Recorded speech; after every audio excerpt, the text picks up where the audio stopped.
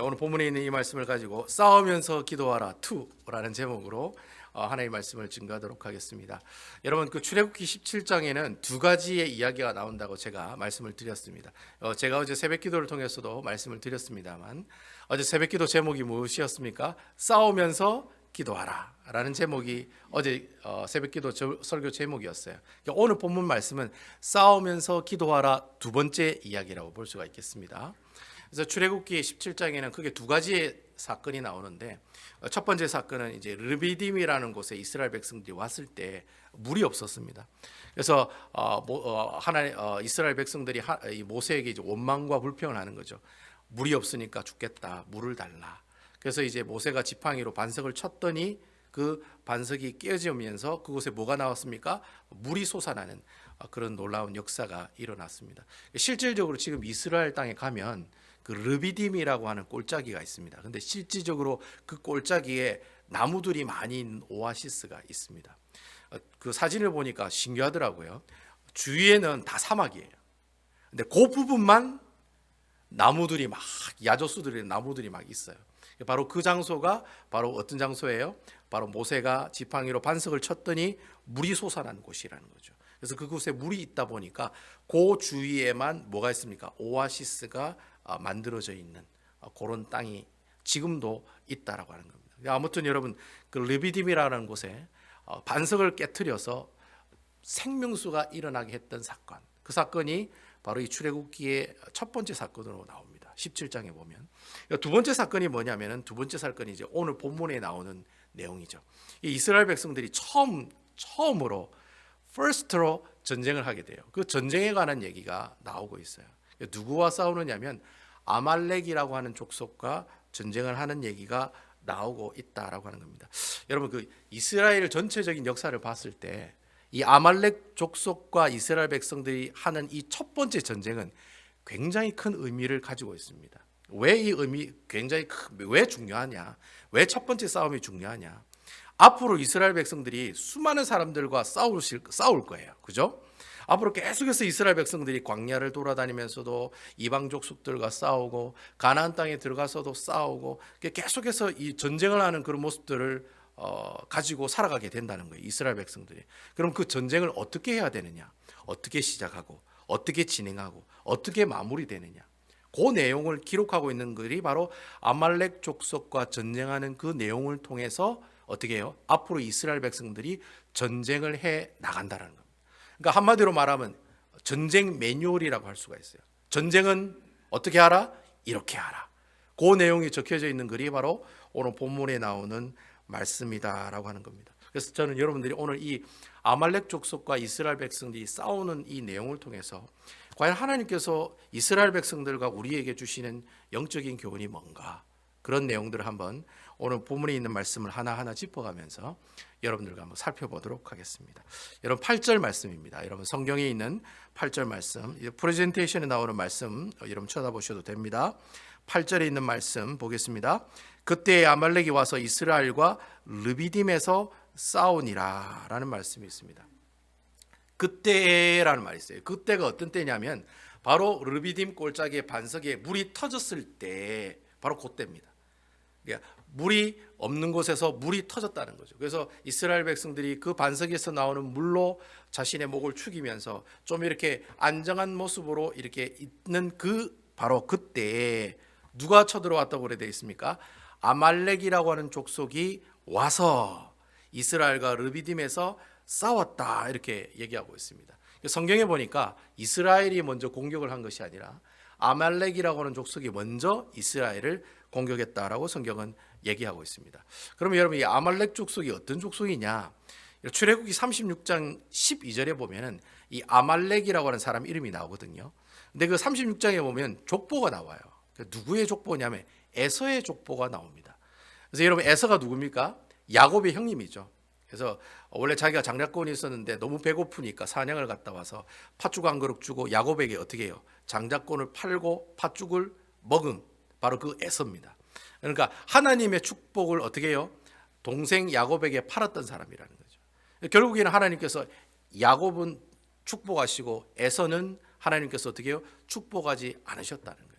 그래서 결국에는 이 에서와 이 야곱이 나중에 뭐 화해를 하게 됩니다만, 그래도 자자손손 이 족속들이 에서를 통해서 나오는 족속과 야곱에 나오는 족속들, 지금 이스라엘 백성들이 야곱의 족속들이거든요. 요셉의 자녀들이잖아요. 그러니까 그 에서와 야곱 족속은 옛날부터 전통적으로 어떻게 해요? 서로 원수지간이었다는 거예요. 별로 그렇게 사이가 좋지 못한 그런 관계를 가지고 있었다는 거예요.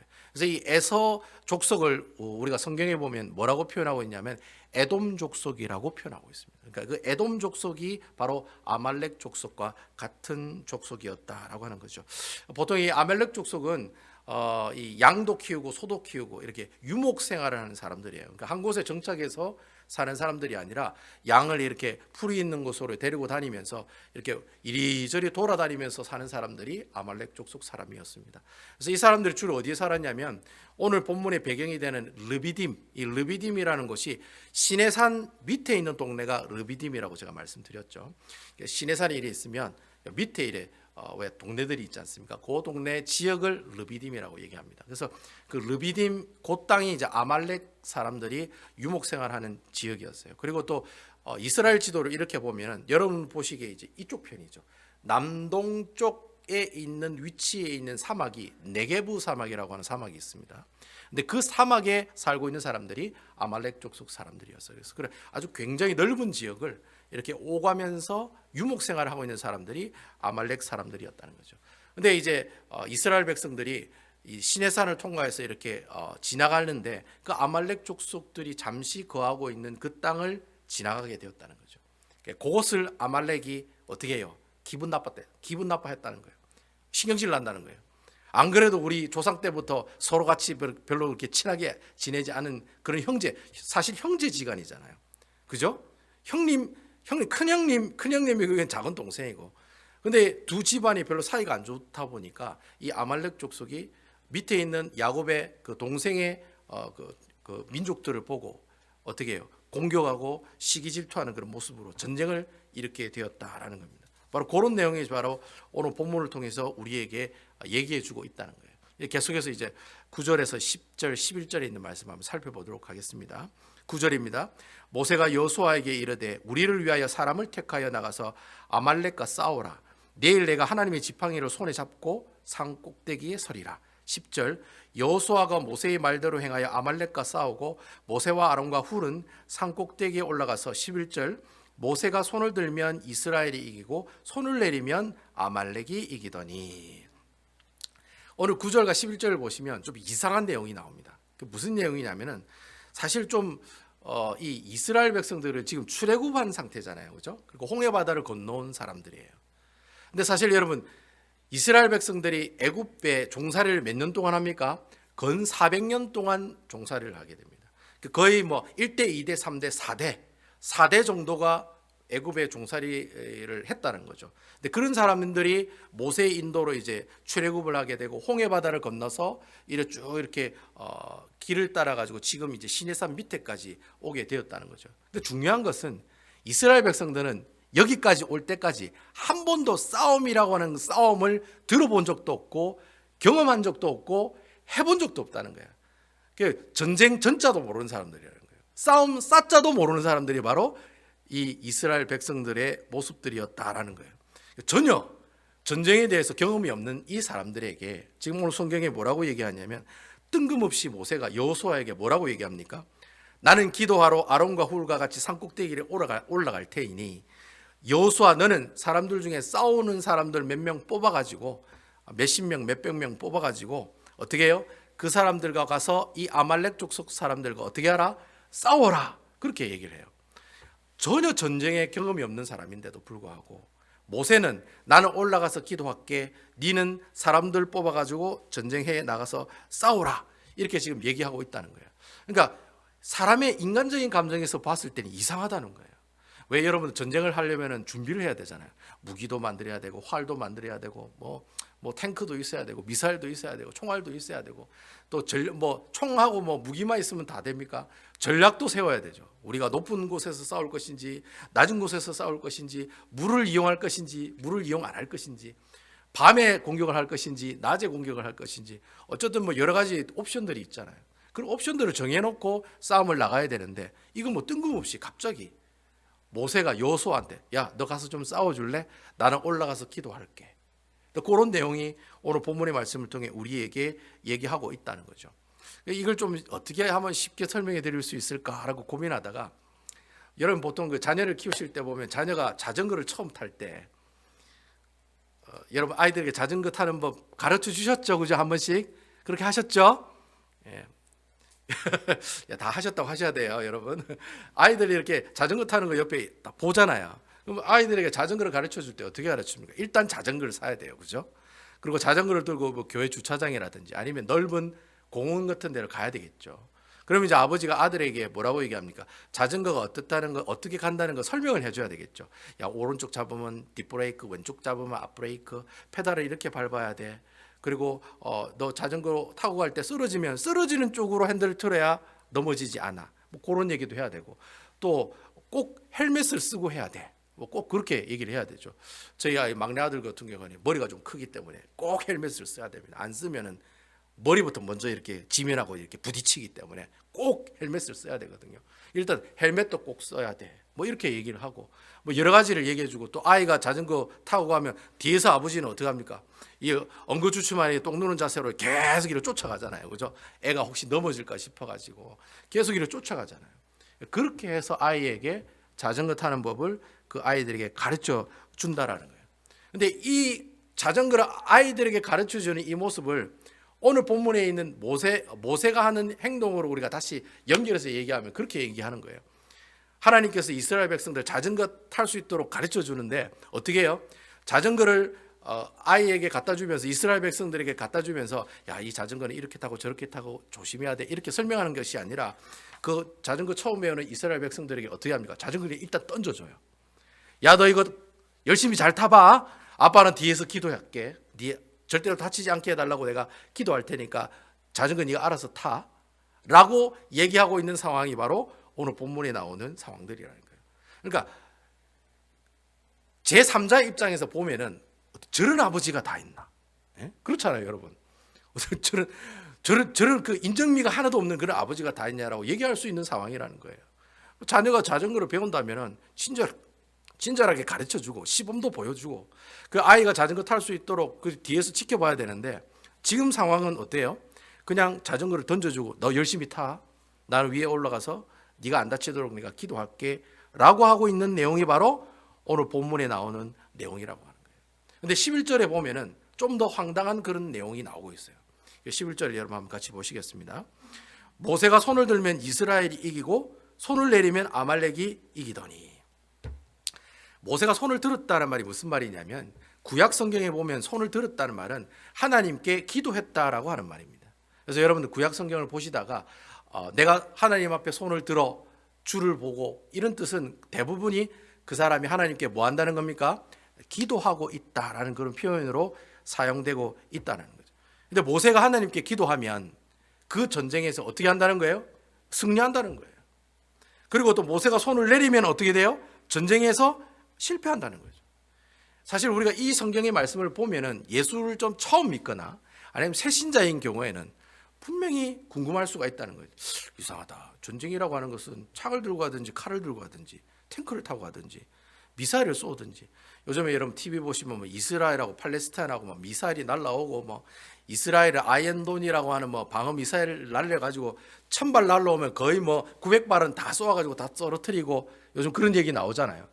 전쟁을 하려면 로켓포도 있어야 되고 로켓포가 날라오면 그걸 쏘아가지고 떨어뜨리는 그런 무기도 있어야 된다는 거죠.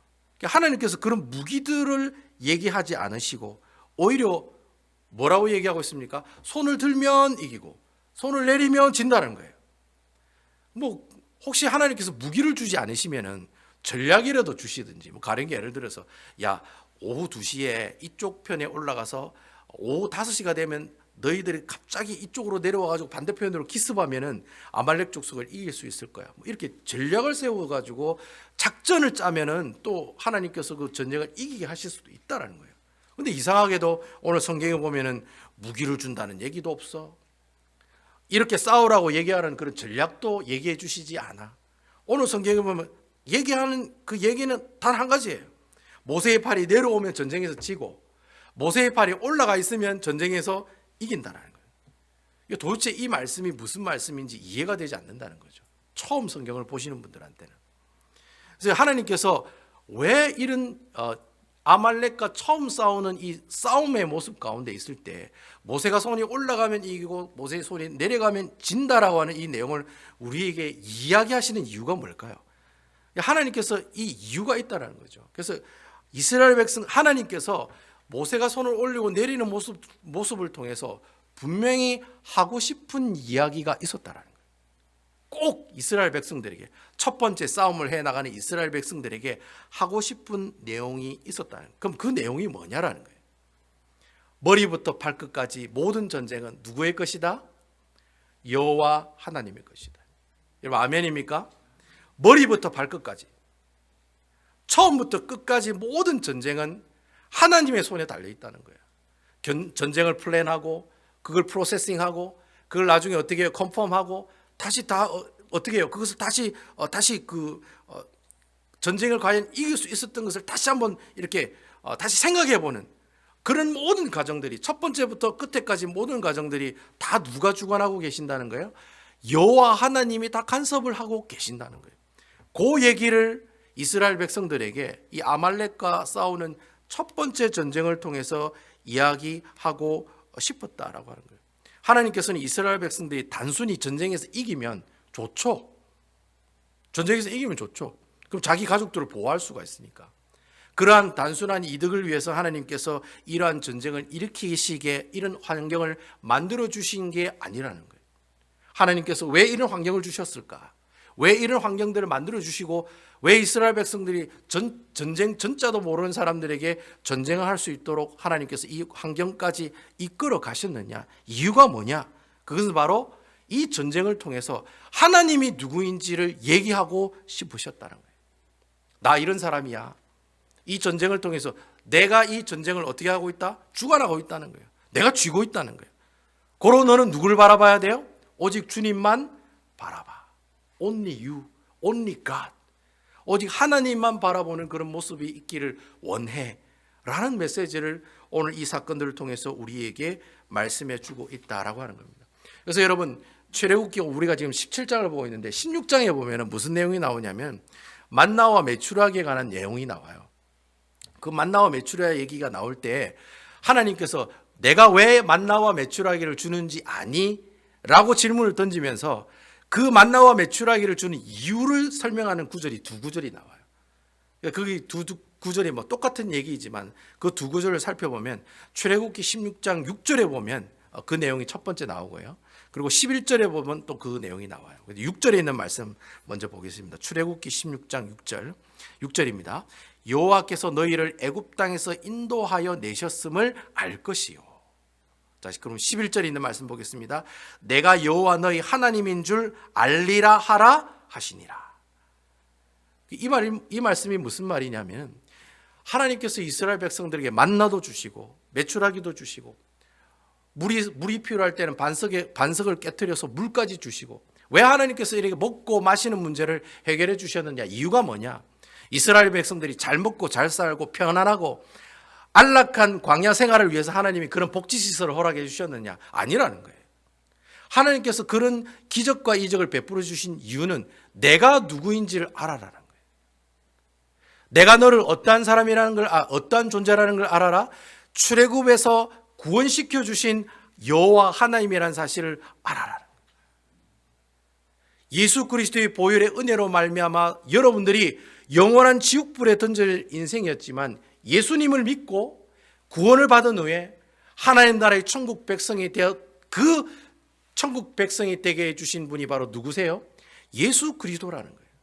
예수님께서 십자가에 못 박혀 죽으심으로 우리에게 죄 없다 하시고 의 없다 하시고 하나님과 합친되게 해주시고 죽고 부활하심으로 우리에게 부활의 산 소망과 영생을 주신 그분이 누구세요?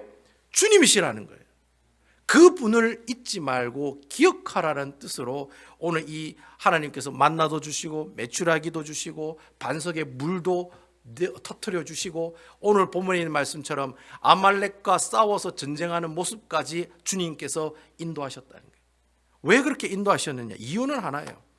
이스라엘 백성들이 하나님이 누구인지를 가르쳐 주기 위해서 이러한 역사를 그들에게 보여주셨다는 거예요.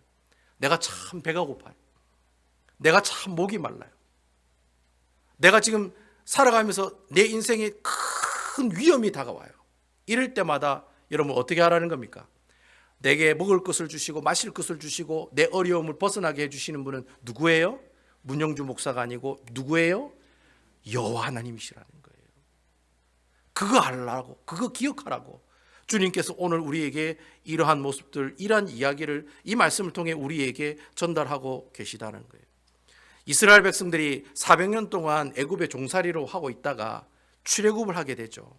하나님께서 왜 이스라엘 백성들을 400년 동안 종으로 살고 있는 이스라엘 백성들을 출애굽시키시고 홍해바다가 갈라지는 그 길을 걸어가게 하셨을까? 이유가 뭘까요, 여러분? 젖과 꿀이 흐르는 가나안 땅에 이스라엘 백성들을 데려가는 것이 목적이었을까요? 아니에요, 여러분. 만약에 하나님이 젖과 꿀이 흐르는 가나안 땅에 들어가는 것이 목적이기 때문에 이스라엘 백성들을 출애굽했다라고 하면은 하나님께서는 40년 동안 뺑글뺑글 돌면서 가나안 땅에 들어가지 않게 하셨을 거라고요. 그럼 어디로 보내주시느냐? 제일 좋은 길로 보내주시죠. 어디 길로 보내요? 일주일 만에 갈 수 있는 초스피드 길, 지중해 해변 연안길을 하나님께서 이스라엘 백성들로 지나가게 하셨을 거라고요. 여러분, 이스라엘 백성들이 7일이면 가나안 땅에 들어갈 수가 있어요. 지중해 옆에 있는 해안길을 따라가면 일주일이면 하나님께서 원하시는 가나안 땅에 갈 수가 있어요. 근데 여러분, 이스라엘 백성의 출애굽의 목적은 가나안 땅에 들어가는 것이 아니에요. 이스라엘 백성들이 출애굽한 이유는 그 광야 40년 동안에 하나님이 누구인지를 알게 하시는 것이 하나님께서 이스라엘 백성들을 출애굽한 이유라고 하는 거예요.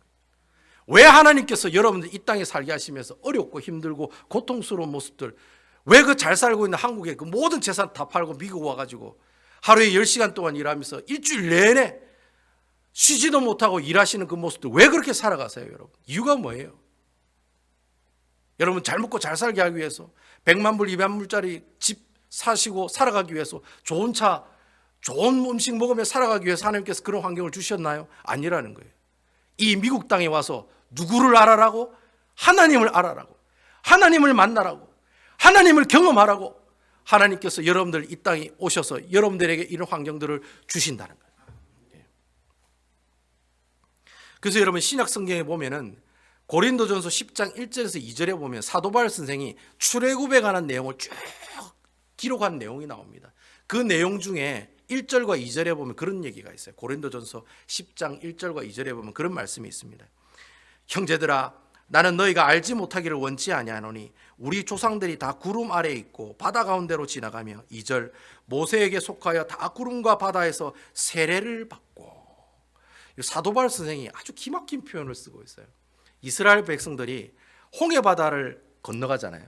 홍해바다가 갈라진 그 바닥으로 걸어가잖아요. 근데 그 홍해바다를 걸어가는 그 길이 사도 바울 선생은 이스라엘 백성들이 세례받는 모습들이다라고 얘기하고 있는 거예요.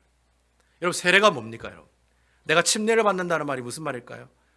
믿음의 주여 나를 온전케 하신 예수만을 바라보고 주는 그리스도시요 살아계신 하나님의 아들입니다. 주님이 나를 구원하셨습니다. 구속하셨습니다. 십자가의 구원의 은혜로 내가 구원받았습니다. 이 사실을 내가 주님 앞에 고백하고 많은 사람들에게 공표하고 그 인증샷으로 우리가 물뿌림을 머리에 받고 때로는 어떤 사람은 물속에 들어가서 침례를 받는 그런 모습들을 하는 행위가 바로 세례잖아요. 그러니까 내가 세례받았다는 말이 무슨 말이에요? 나는 예수를 믿는 예수쟁이가 되었습니다라는 말하고 똑같은 말이라는 거예요. 근데 사도 바울 선생은 출애굽기 말씀을 쭉 읽어보니까 이스라엘 백성들이 언제 세례를 받았을까? 홍해바다 걸어갈 때 세례를 받았다는 거예요. 그곳에 물이 있으니까. 하늘에도 물이 있고 땅에도 물이 있다는 거예요. 여러분, 히브리 사람들은 하늘에도 물이 있다고 얘기하죠. 그걸 뭐라고 합니까? 궁창이라고 하죠. 궁창. 하늘에도 물이 있기 때문에 구름에도 물이 있고 바다에도 물이 있다고 지금 표현을 하고 있는 거예요. 그 사이로 어떻게 해요? 이스라엘 백성들이 지나갔다는 거예요. 그것을 두고 이스라엘 백성들이 뭘 받았다? 세례를 받았다라고 얘기하고 있다는 거예요. 자, 그러면 여러분, 이스라엘 백성들이 홍해바다를 지나갔어요. 그죠? 세례를 다 받았어요. 예수님을 다 주로 고백했어요. 나는 예수 믿는 사람입니다. 사람들에게 다 얘기했어요. 그러면 그 이후부터 모든 일들이 평탄하게 이루어지는 참으로 형통한 삶을 살아가는 그런 모습들이 있었을까요? 없었을까요? 이스라엘 백성들이 홍해바다 건너고 난 다음에 모든 일이 다 형통했나요? 아니면 형통하지 않았나요? 여러분, 홍해바다 건너고 나서 3일 지나고 난 다음에 여러분, 홍해바다 효과가 떨어졌습니다. 3일이 지나고 난 다음에 마라에서 물이 없어가지고 마라에 도착했더니 물이 있어요. 물을 먹었더니 쓴물이에요. 그러니까 바로 불평을 하잖아요. 왜 우리를 이곳까지 데리고 왔느냐? 물 마시고 싶은데 왜 우리에게 양식을 주지 않냐? 만나를 보내주시고 왜 우리가 고기를 못 먹게 하냐? 메추라기를 보내주시는 거예요. 내가 하나님께 예수 그리스도를 주로 영접하고 세례를 받고 구원을 받았다는 사람도 자신의 상황이 어렵고 힘든 상황이 있을 때 하나님을 바라보고 하나님만 의지하는 사람이 아니라 어떤 사람이 된다는 거예요? 원망하고 불평하고 하나님 욕한 상태까지 간다는 거예요. 하나님 왜 나를 구원하셨냐라는 그런 얘기까지, 그런 상태까지 가게 된다는 거예요. 그러니까 여러분, 내가 예수를 믿었다고 해서 100% 다 천국 가는 거 아닙니다, 여러분. 내가 예수 그리스도를 믿어도 내가 이곳에 살아가면서 하나님을 얼마나 알아가느냐, 내가 얼마나 구원을 만들어가느냐, 이루어가느냐, 거기에 따라서 내가 하나님의 상급을 받느냐 받지 않느냐가 결정된다는 거예요. 하나님께서 홍해바다를 건너온 이 사람들에게 이렇게 계속해서 형통한 길을 주시는 것이 아니라 오히려 세례받은 그 사람들에게 계속해서 어려움을 주거든요. 먹을 것에 대한 어려움을 줘, 마실 것에 대한 어려움을 줘. 심지어는 뭐예요? 아말렉 족속하고 싸우는 전쟁에 대한 그런 어려운 환경들을 허락해 주신다는 거예요. 왜 하나님께서는 내가 예수 믿고 구원받았으면 복받고 축복받고 하나님께 주시는 모든 것 다 받아가 잘 먹고 잘 살면 끝인데 왜 하나님께서는 예수 믿는 사람에게 계속해서 이런 어려움을 주시고 시험을 주시고 원망거리를 주시고 불평거리를 주시느냐? 이유가 뭐냐라는 거예요. 왜 내가 미국에 살아가면서 계속해서 돈 걱정, 자녀 걱정, 코로나 때문에 힘들어하고 사람들과의 관계 때문에 힘들어하는 이 모습들을 왜 하나님께서 계속적으로 우리에게 주시느냐? 왜 그런 마음을 우리에게 계속해서 주시느냐? 여러분, 이유가 뭘까요? 왜 하나님께서 홍해바다를 통과한 우리가 정말 하나님만 바라보고 하나님께 영광 감사만 돌리며 살아가면 되는데 왜 하나님께서는 물이 없는 곳으로 인도하시고 먹을 것이 없는 곳으로 인도하시고 왜 또 그냥 편안하게 그 광야길을 가면 되는데 아말렉 족속을 만나가 전쟁까지 하게 하시느냐? 그 이유가 뭐냐라는 거예요. 이유는 여러분 단 한 가지라는 거예요. 여러분, 그런 상황 가운데 있을 때 누구를 알게 하기 위해서? 여호와 하나님을 만나고 알게 하기 위해서 그런 상황들을 우리에게 주신다는 거예요. 여러분, 아멘입니까? 그러니까 여러분, 내가 인생을 살아가면서 예수 믿고 난 다음에 어려움이 오고 불평이 오고 이게 뭐 예수 믿고 복 받는다더만 순 거짓말이네. 예수 믿고 복 받을 수도 있어요, 여러분. 근데 복 받는 경우보다 복 못 받는 경우가 더 많다는 거예요. 왜 하나님께서 그렇게 복 못 받는 환경들을 우리에게 계속해서 주시냐 말이죠. 왜 김 집사는 잘 먹고 잘 사는데 왜 우리 집 구석은 이래 사느냐라는 거예요. 하나님께서 왜 그런 환경을 주시느냐는 거예요. 왜 그렇게 주시느냐? 이유가 한 가지밖에 없어요. 하나님께서 그 환경을 통해 누굴 만나게 해주세요? 하나님이 누구인지를 만나게 해주시기 때문에 그런 환경을 우리에게 허락해 주신다는 거예요. 그래서 여러분, 우리가 이렇게 그러면 우리가 세례를 받고 난 다음에 예수를 믿고 난 다음에 이런 어려움이 왔을 때, 그런 고통과 어려운 환경들이 왔을 때 그러면 우리는 어떻게 해야 되느냐라는 거예요. 그런 질문을 던질 수가 있다는 거예요. 그럼 도대체 내가 예수 믿는 사람으로서 그런 어려움이 왔을 때 내가 어떻게 살아란 말이냐? 그 질문에 대한 대답이 12절과 13절 말씀에 나오고 있다는 거예요. 12절과 13절에 있는 말씀 보겠습니다. 모세의 팔이 피곤함에 그들이 돌을 가져다가 모세 아래에 놓아 그가 그 위에 앉게 하고 아론과 훌과 한 사람은 이쪽에서 한 사람은 저쪽에서 모세의 손을 붙들어 올렸더니 그 손이 해가 지도록 내려오지 아니한지라. 13절 여호수아가 칼날로 아말렉과 그 백성을 쳐서 무찌르니라. 산 아래에 있는 여호수아가 정예 군사를 데리고 열심히 아말렉 족속과 지금 싸우고 있습니다. 근데 그 산 꼭대기에 있는 아론과 모세와 훌은 그 전쟁의 모습들을 계속해서 지켜보고 있다는 거예요. 근데 아론과 훌이 그 전쟁하는 모습들을 보면서 좀 이상한 걸 발견했다는 거예요. 어떤 이상한 걸 발견했냐면, 이상하게 모세 선지자의 팔이 올라가면 이스라엘 백성들이 막 전쟁에서 이기고, 그 팔이 내려가면 어떻게 해요? 점점점 전쟁에서 불리하는 모습으로 나가는 것을 볼 수 있었다는 거예요. 그러니까 아론과 훌이 그 장면을 산 위에서 목격할 수 있었다는 거예요. 그게 뭐가 중요하다는 거 깨달은 거예요. 아론과 훌이 그 산 꼭대기에 있으면 그걸 깨달은 거예요. 아, 전쟁은 무기로 하는 것이 아니구나. 쪽수로 싸우는 것이 아니구나. 전쟁은 무엇 가지고 싸우는 거예요? 하나님 앞에 기도함으로 나가면서 싸우는 것이구나 라는 사실을 그 순간 그 팔이 오르락 내려가는 모습을 보면서 아론과 훌이 그 사실을 깨닫게 되었다는 거예요. 여러분 아멘입니까? 여러분 여기 훌이라고 하는 사람은 갈렙의 아들입니다. 여러분 나중에 가나안 땅에 들어간 사람 두 사람이 있다고 그러죠. 갈렙과 여호수아 두 사람이 있죠. 그 갈렙의 아들이 훌이에요. 그러니까 아론과 훌이 어떻게 해요? 그 모세의 팔을 어떻게 해야 되겠다고 생각했겠습니까? 절대로 떨어지면 안 되겠구나. 모세의 기도가 끊어지면 안 되겠구나. 그것을 산 위에서 전쟁을 하고 있는 이스라엘 백성들을 보면서 깨달았다는 거예요. 그래서 이 아론과 훌이 급하게 어떻게 해요? 그때 모세의 나이가 한 80 넘었지 않습니까? 완전 할아버지죠, 할아버지. 여러분 제 아들이 잘못해가지고 저한테 혼날 때 항상 이렇게 손을 들으라 하거든요. 손 들어가지고 여러분 10분 동안 손 들 수 있겠습니까? 없겠습니까? 힘들어요, 여러분. 벌로 여러분 손 들으라 하면은 미국에는 그런 벌 안 시키죠. 어쨌든 저는 집에서 잘못하면 무조건 손 들으라고 그러거든요. 벽 보고 손 들으라고. 근데 10분 동안 손을 들기가 힘들어요. 근데 오늘 성경에 보면 하루 종일 모세의 손이 내려가지 않았더라고 얘기하고 있거든요. 그러니까 아론과 훌이 기도가 중요하다는 사실을 깨닫고 어떻게 해요? 먼저 모세를 큰 돌을 가져와서 거기 앉게 합니다. 그리고 모세의 팔을 어떻게 해요? 옆에 이쪽에서는 아론이, 이쪽에서는 훌이 그 손을 양손으로 잡고 들어있는 거예요. 그래서 어떻게 해요? 서로 같이 하나님의 손을 들어 기도했을 때 그때 이 이스라엘 백성들이 아말렉 족속과의 전쟁에서 어떻게 할 수 있었어요? 승리할 수 있었다라는 겁니다. 아멘입니까? 그러니까 아론과 훌이 대단한 거예요.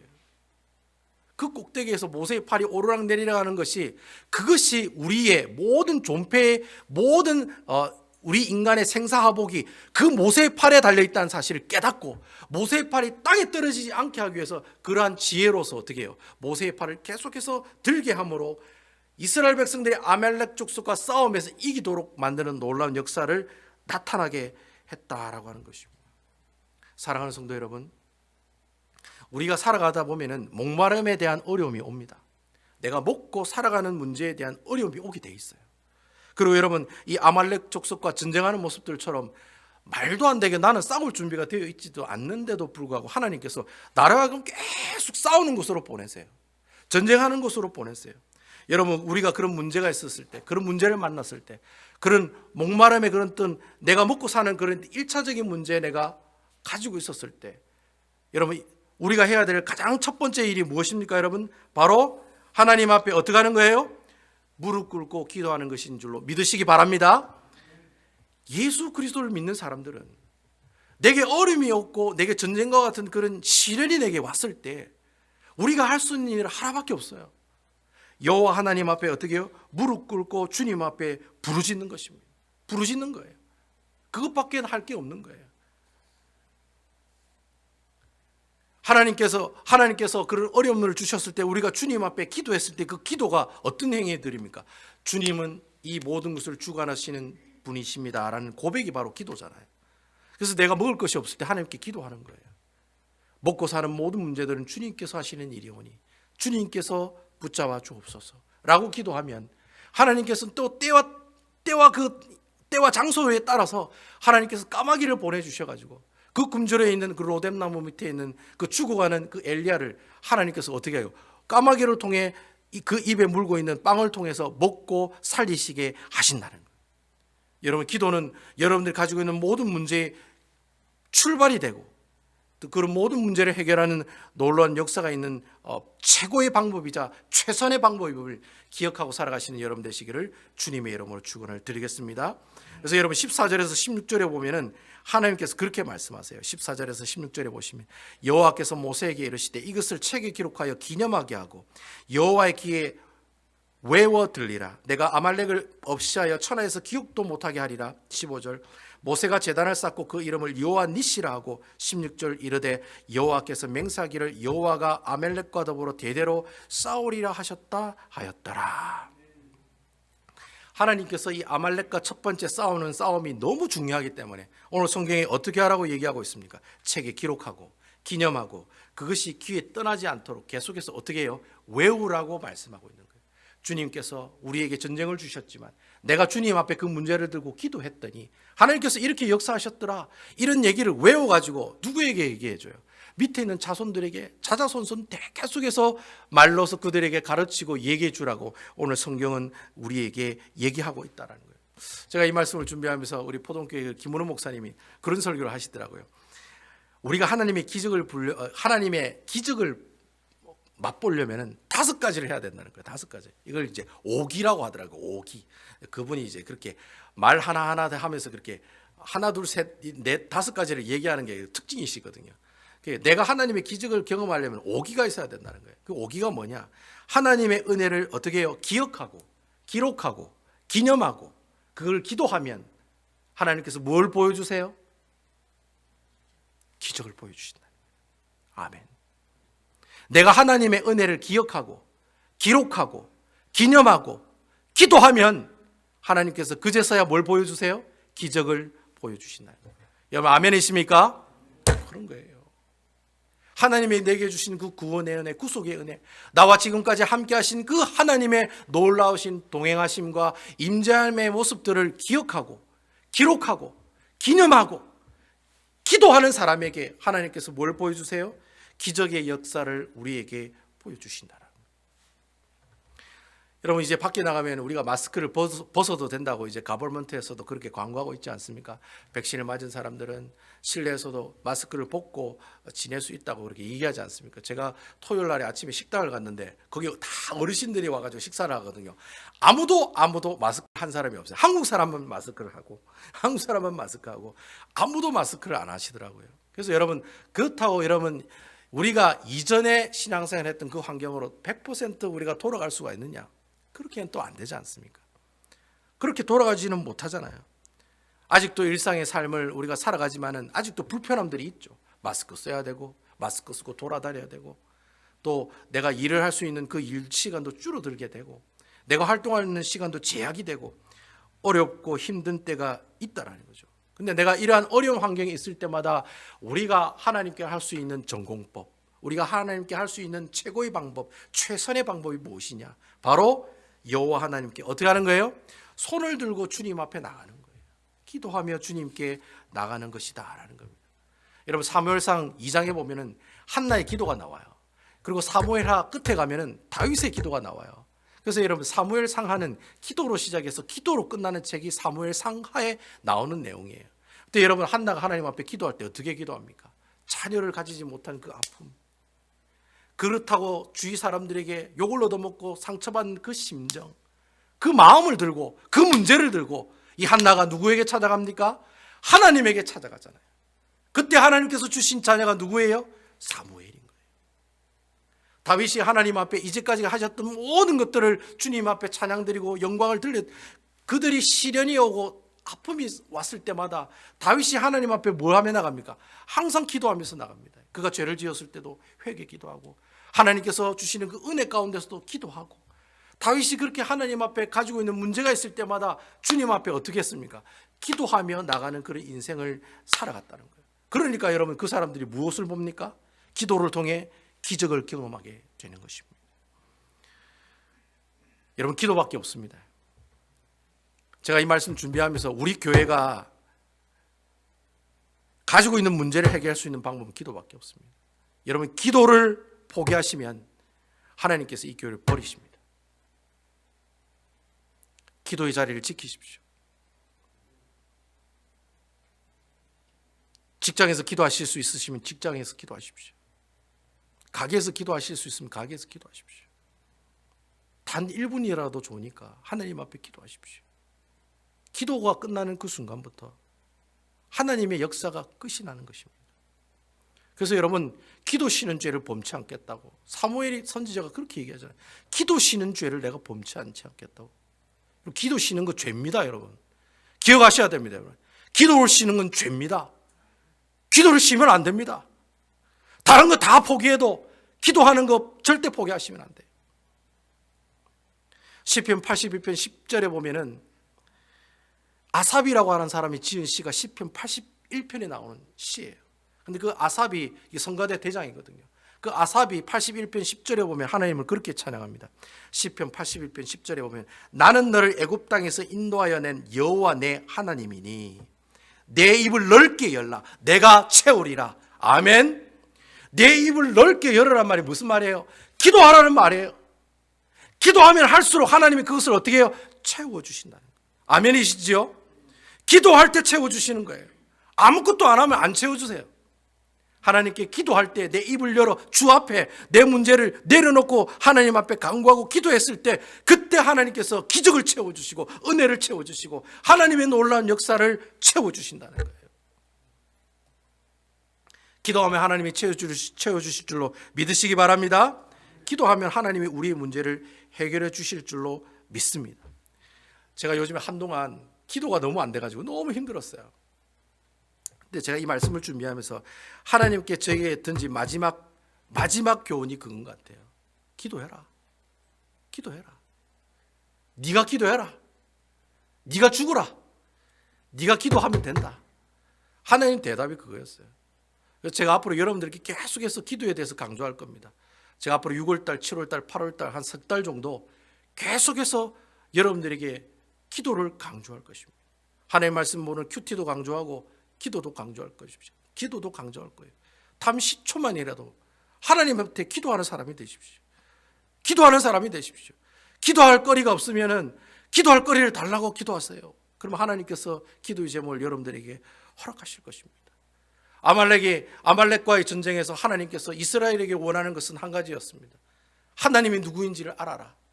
저는 여러분들이 이 기도의 운동을 통해서 기도를 통해서 하나님이 누구인지를 발견하고 깨닫는 그런 귀한 역사가 있기를 주님의 이름으로 축원을 드리겠습니다.